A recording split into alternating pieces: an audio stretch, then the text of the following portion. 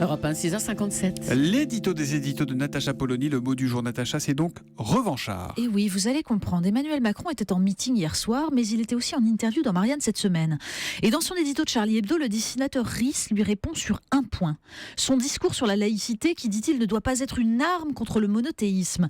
Au titre d'une laïcité revancharde, dit Emmanuel Macron, on en vient à sortir des citoyens des lieux de la République. Je ne demande pas aux gens d'être modérés, ce n'est pas mon affaire, ajoute-t-il, pour dire que la seule limite aux comportements individuels, c'est le respect de la loi. À force de dénoncer les ravages du capitalisme débridé, répond Riss, ses délocalisations, ses licenciements spéculatifs et ses hedge funds, on a fini par oublier que le libéralisme voulait non seulement déréguler l'économie, mais aussi les rapports entre les individus. Macron refuse l'intervention de l'État sur le marché des religions.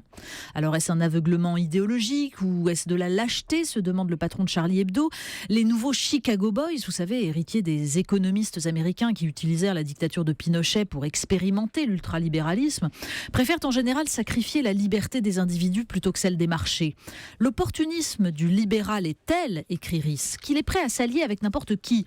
Hier, c'était les dictatures militaires sanglantes qui ont bénéficié de la complaisance du libéralisme économique.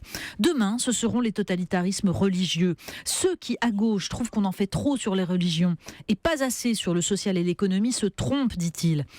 La manière de traiter les unes définit aussi la manière de traiter les autres. Curieusement, la gauche radicale rejoint sur ce point les ultra-libéraux.